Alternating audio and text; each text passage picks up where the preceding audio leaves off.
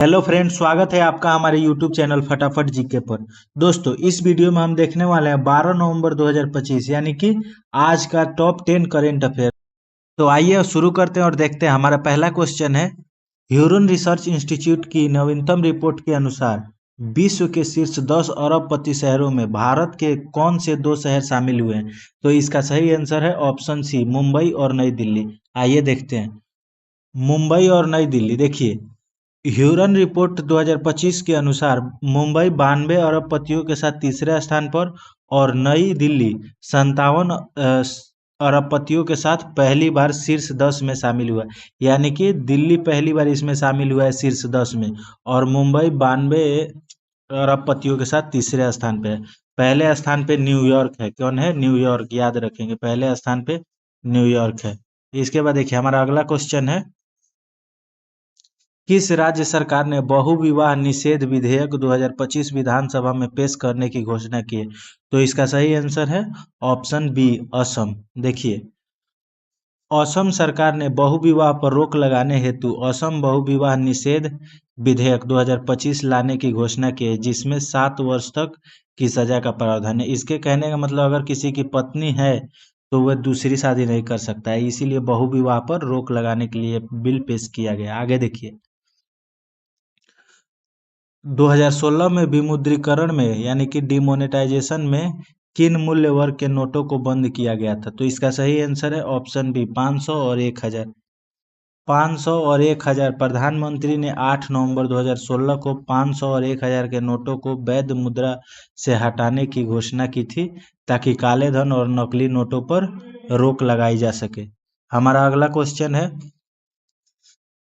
भारत और श्रीलंका के बीच आयोजित संयुक्त सैन्य अभ्यास मित्र शक्ति 2025 का 11वां संस्करण कहाँ हुआ है? तो इसका सही आंसर है ऑप्शन सी, बेलगाम। देखिए, मित्र शक्ति 2025 का आयोजन कर्नाटक के बेलगाम स्थित विदेशी प्रशिक्षण केंद्र में हुआ है, जिसमें पहली बार ड्रोन और CUAS तकनीक का उपयोग किया गया। तो ये आप याद रखेंगे। हमारा अगला क्वेश्चन है, पहला वैश्विक शांति प्रार्थना महोत्सव GPPF किस देश में आयोजित हुआ है? तो इसका सही आंसर है ऑप्शन सी, भूटान। तो देखिए, यह महोत्सव थिम्पू यानी भूटान की राजधानी थिम्पू में आयोजित की गई है, जिसमें बौद्ध धर्म की 3 प्रमुख शाखाओं के धार्मिक नेता शामिल हुए। आपका अगला क्वेश्चन है, महिला आरक्षण कानून के कार्यान्वयन से संबंधित याचिका पर हाल ही में किस संस्था ने केंद्र सरकार से उत्तर मांगा है? तो देखिए, इसका सही आंसर है ऑप्शन सी, सर्वोच्च न्यायालय। तो देखिए, सर्वोच्च न्यायालय के बारे में अगर हम बात करें तो डॉक्टर जया ठाकुर द्वारा याचिका पर सुनवाई करते हुए सुप्रीम कोर्ट ने केंद्र सरकार से उत्तर मांगा कि महिला आरक्षण कानून लागू क्यों नहीं हुआ। तो आगे देखिए, हमारा अगला क्वेश्चन है, AIIMS के हालिया अध्ययन के अनुसार भारत में किस क्षेत्र में विशेषज्ञों की भारी कमी बताई गई है? तो इसका सही आंसर है ऑप्शन बी, नेत्र रोग में नेत्र रोग के विशेषज्ञों की कमी बताई गई है भारत में। तो देखिए, AIIMS की रिपोर्ट के अनुसार भारत में नेत्र विशेषज्ञों यानी कि ऑप्थेल्मोलॉजिस्ट की भारी कमी बताई गई है, जिससे नेत्र चिकित्सा सेवाएं प्रभावित हो रही हैं। ये आप याद रखेंगे। आगे देखिए, हिंदुस्तान शिपयार्ड लिमिटेड को हाल ही में किस श्रेणी का दर्जा प्रदान किया गया है? हिंदुस्तान शिप लिमिटेड जो है HSL, इसको हाल ही में किस श्रेणी में दर्जा दिया गया है? तो महारत्न, मिनी रत्न, नवरत्न, स्टार रत्न। तो इसका सही आंसर है ऑप्शन बी, महारत्न। देखिए, रक्षा मंत्री राजनाथ सिंह ने हिंदुस्तान शिपयार्ड लिमिटेड को HSL यानी कि मिनी रत्न का दर्जा दिया है। आगे देखिए, हिंदुस्तान शिपयार्ड लिमिटेड HSL मतलब। आगे देखिए, राष्ट्रपति द्रौपदी मुर्मू को अंगोला यात्रा विशेष। देखिए, हमारा क्वेश्चन है, राष्ट्रपति द्रौपदी मुर्मू की अंगोला यात्रा विशेष क्यों है? क्योंकि इसका सही आंसर है ऑप्शन बी, यह किसी भी भारतीय राष्ट्रपति की पहली राजकीय यात्रा है, इसीलिए यह महत्वपूर्ण, आप याद रखेंगे।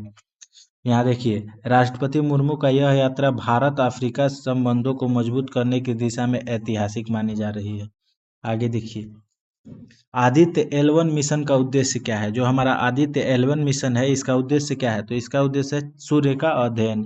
आगे देखिए, आदित्य L1 भारत की पहली सौर वेधशाला है जो सूर्य से 15 लाख किलोमीटर दूर लैग्रेंज बिंदु 1 से सूर्य का अध्ययन करती है। आगे देखिए, भारत और वियतनाम ने हाल ही में किस विषयों पर आपसी समझौता MOA पर हस्ताक्षर किए हैं? तो जलवायु परिवर्तन सहयोग, पनडुब्बी खोज और बचाव सहयोग, कृषि अनुसंधान, समुद्री व्यापार। तो इसका सही आंसर है ऑप्शन बी, पनडुब्बी खोज और बचाव सहयोग। 15वीं भारत वियतनाम रक्षा नीति वार्ता हनोई के दौरान दोनों देशों ने पारस्परिक पनडुब्बी खोज बचाव सहायता पर MOA और रक्षा उद्योग सहायता सहयोग हेतु LOL पर हस्ताक्षर किए। आप याद रखेंगे। देखिए, हमारा अगला क्वेश्चन है, दिल्ली के जवाहरलाल नेहरू स्टेडियम को किस रूप में पुनर्विकसित करने की घोषणा की गई? दिल्ली का जो जवाहरलाल नेहरू स्टेडियम है, इसे किस रूप में विकसित किया गया है? तो खेल नगरी के रूप में विकसित करने की घोषणा की गई है। तो देखिए, जवाहरलाल नेहरू स्टेडियम को स्पोर्ट्स सिटी के रूप में पुनर्विकसित करने की योजना बनाई गई ताकि अंतर्राष्ट्रीय स्तर की सुविधाएं विकसित की जा सके। आगे देखिए, भारत ने हाल ही में किस देश में स्थित आईनी एयरबेस से अपनी सेना वापस ली है? तो तजाकिस्तान में स्थित है आईनी एयरबेस, इसी से भारत ने अपनी सेना वापस ली है। भारत ने तजाकिस्तान स्थित आईनी एयरबेस पर अपना संचालन बंद कर दिया, जहां 2002 से लगभग $8 करोड़ का निवेश किया गया था। यह अफगानिस्तान के वखान कॉरिडोर से लगभग 20 किलोमीटर दूर है, याद रखेंगे। आगे देखिए,